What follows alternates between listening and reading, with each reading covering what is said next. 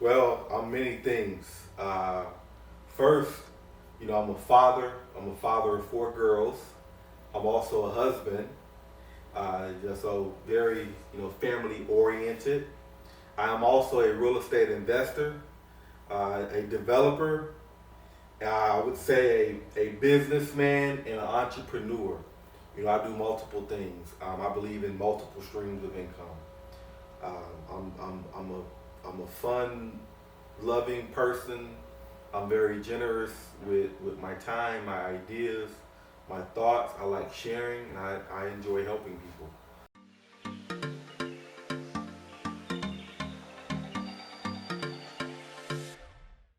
I am in the real estate industry. I've been a real estate broker, agent for over 13 years. I've been buying and flipping houses close to 10 years now. I build houses. Currently, we're working on development deals where we're developing land and getting ready to build, townhouse and subdivision communities. What else? Just an overall entrepreneur. Anything that involves real estate. We've done it. We've tried it. We're doing it. We have a group home that we're getting up and running. I also have a trucking company that I'm a part of. So just an entrepreneur. But real estate is my main focus. It's been my baby since day one. You know, but anything that's in that real estate space is what I do.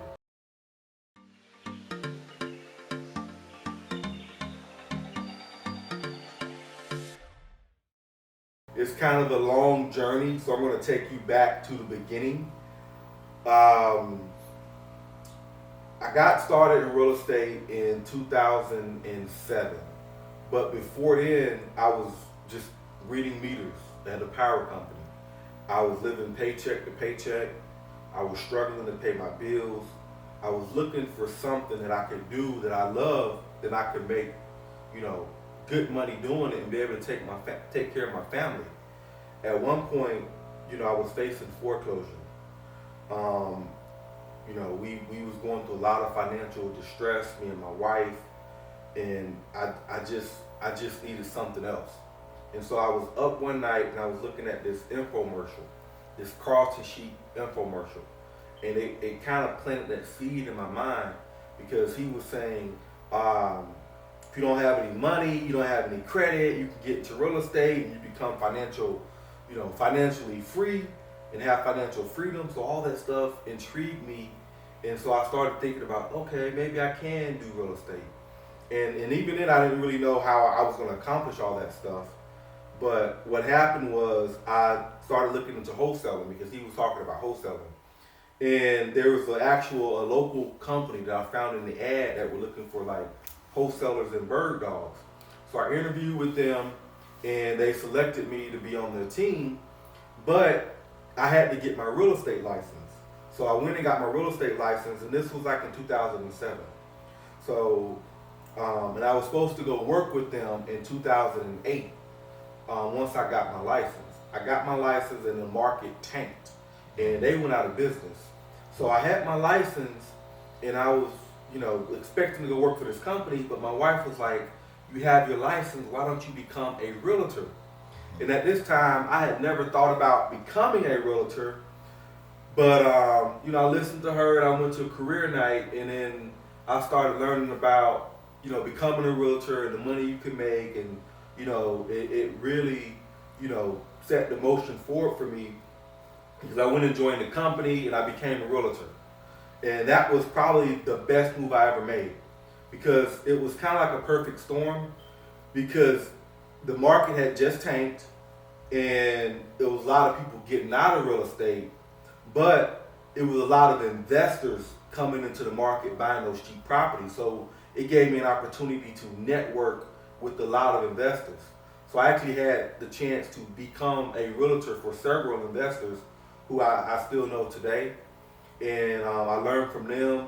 So I got to grow with them and use their money and kind of grow my whole real estate career um, just by being an agent to investors. So that's kind of my story and how I got started in real estate.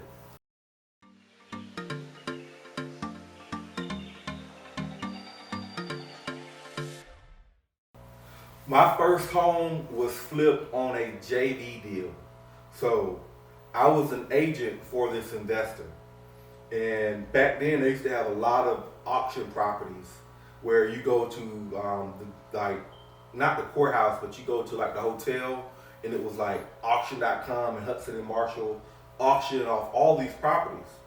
So I would go to these auctions and I would give my card out to investors, and I ended up meeting this one investor who started using me as his realtor, and I would find him really good deals.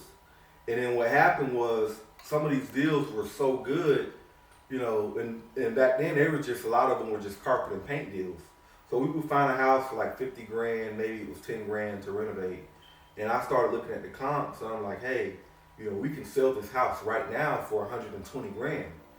And so after we did a couple deals like that, me as the agent and me as I guess with my investor and business mindset, I went back to my investor and said, hey, listen, I'm finding you these great deals. I can continue to find these deals, but I want a partnership with you. If I find the deals, I don't just want to be the agent. Give me a piece of the commission. Give me a piece of the profit, and I'll work harder. And when I did, so the first deal I did was I did all the work. I found a deal. I managed the renovation process, and again, it was just more so carpet and paint. And it was on a 70-30 split. I got 30% of the profit. He kept 70% of the profit. I continued to do deals with him, and I got good at it. And then I started meeting other investors, and then I would offer the other investor a 50-50 split, because now I had a track record, and I can show them deals that I found and renovated and deals that I made money on. So it became a 50-50 split. Then I started making money and I started doing my own deals. And then after that, I started offering, 70-30 splits where I was keeping 70 and giving 30. And then it went from me just borrowing money from investors where they would just give me the loan because I had the track record and build my track record. But it started out from 30% to me just, using them as my lenders. So that's kind of how I structured my deals starting out.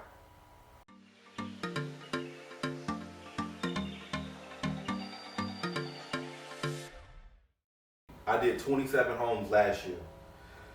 In terms of overall, to be honest, I've lost count. I average anywhere from 20 to 30 homes a year, and that's been pretty consistent over the last several years. In terms of just renovation, I've probably renovated over 500 homes. Because before I got to the flipping, a lot of my investors were buying rentals. And so I had investors in Florida and New York and California that were using me to purchase the property. And my pitch was, I'll find the property for you, I'll rent it for you, and I'll manage the rental. So my company was a one-stop shop. And I had people buying 2, 3, 4 properties a month. And at one point, we were selling, 10, 15 houses a month. So every house that we sold, we renovated. And we went through that process for a few years where, I've rehabbed hundreds of houses, me and my team, and we've rented hundreds of houses before we kind of got our machine going. As far as new construction, I've built about 35 new construction homes. I've done a ton of additions, like second story additions. I've done 35, 40 additions. So we've done quite a bit of stuff, quite a bit of renovations.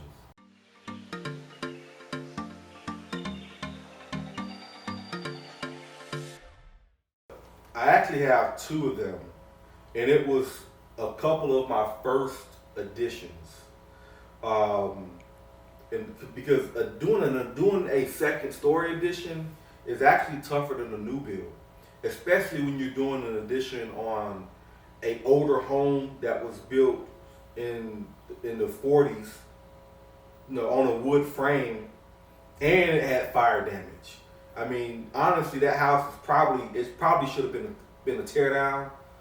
So that was my toughest addition. But the stuff that I learned from that property was invaluable. Like, I learned so much from that property, and doing that addition made me a lot stronger.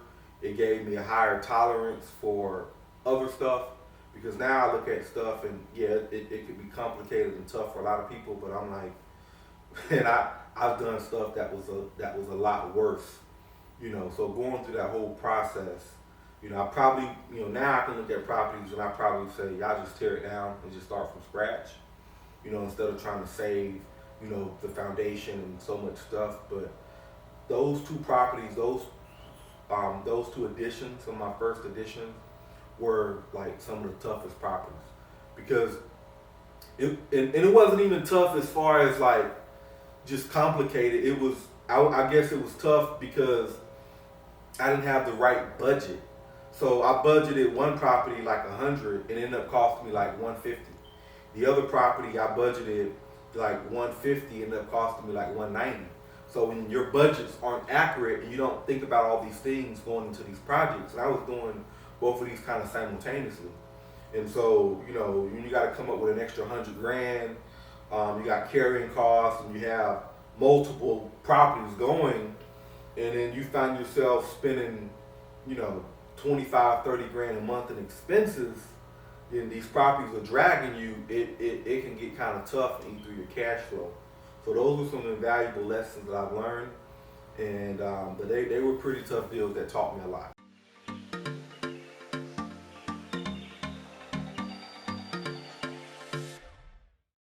It all starts with, buying right.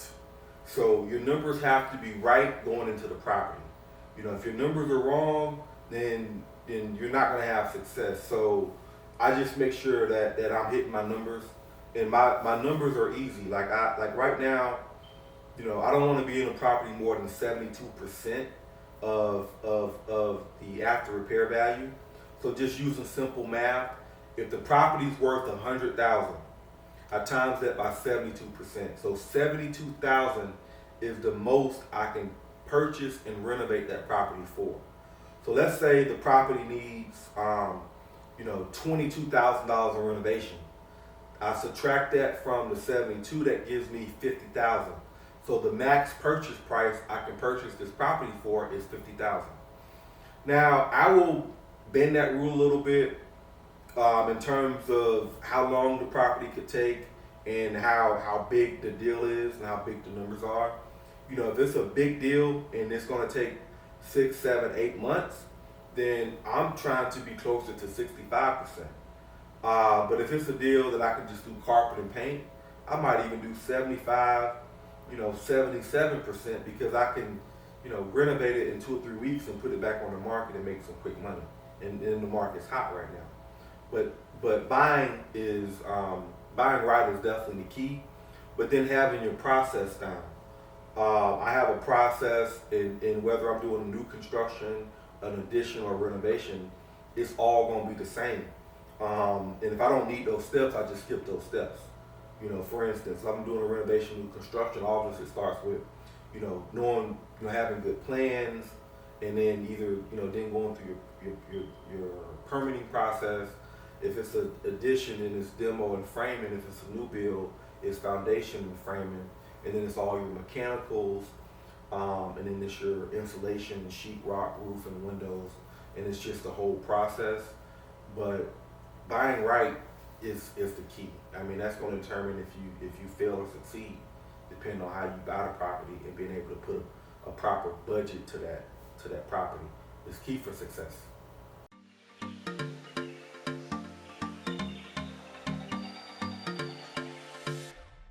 One, I enjoy what I do, and I'm very passionate about what I do. and I couldn't see myself doing anything else, in terms of just having a main thing. Buying and flipping houses and just building houses is my thing. And I aspired to, one day be doing subdivisions. Actually now we're looking at land that we're developing. I have a small townhouse community that we're getting ready to start. But I want to be in a position where I continue to grow and be able to put my product out there. And I want to be able to build quality homes where people, that fits people's lifestyle and that they enjoy the products that we put out there. I want them to be a little different than some of the other stuff that's out there. I just want them to feel like, they're getting a product from, a product from us that they believe in, they trust in, that they enjoy, and they actually like. In every home we try to do something different. I don't like doing the same, basic cookie cutter home, because I feel like a home it should represent you and who you are as a person, and we try to deliver on that. So I guess the big picture is, being able to continue to grow and one day be building neighborhoods and, building, 1,000 houses a year, in different cities and different areas. That's the big picture.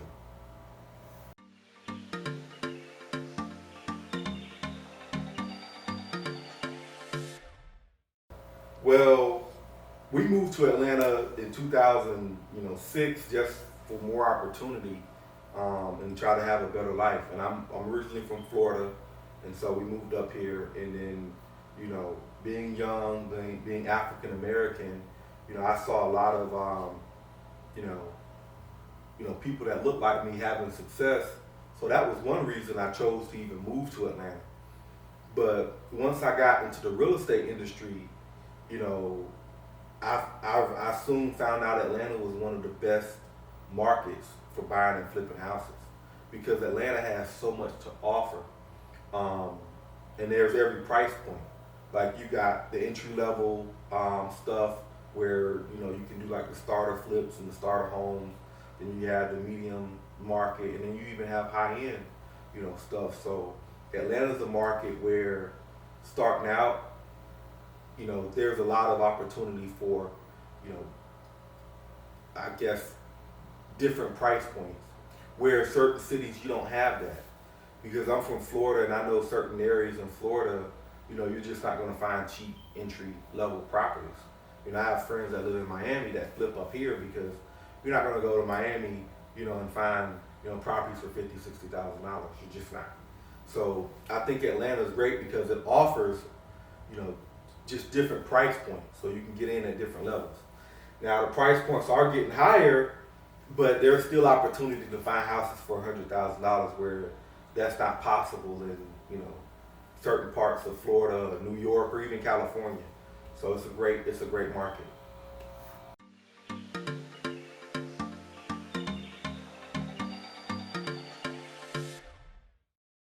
So my advice for people that are new and getting into real estate, specifically real estate investing, you want to, surround yourself with people who are already doing it. So one, join some mastermind groups. There are a lot of mastermind groups out there. Join some local real estate investing groups. There are a lot of groups on Facebook, and you just want to be around other people in the industry that are already doing it. And then two, always be trying to learn something new. Like, a lot of people get in and think this business is easy. It's not an easy business. Once you get experience, things will get easier, and it's an industry that you can make a lot of money.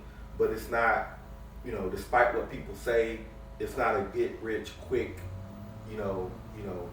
opportunity or scheme or whatever. It takes a lot of hard work. It takes a lot of dedication. And you have to be passionate about what you're doing. This business is always changing. What's hot today may not be hot tomorrow. In terms of marketing, what's working today may not be working tomorrow. For instance, I used to do really good with yellow letters, but now, my website does better. And now we get more stuff through social media. I used to do really good with cold calling, and now everybody's cold calling. So you always have to be, reinventing yourself, but just just start to surround yourself with people, and just always be trying to learn something new, and don't be afraid to work hard. You know, this takes a lot of hard work, you know, and to get where you want to be. So invest in yourself, and you'll be fine.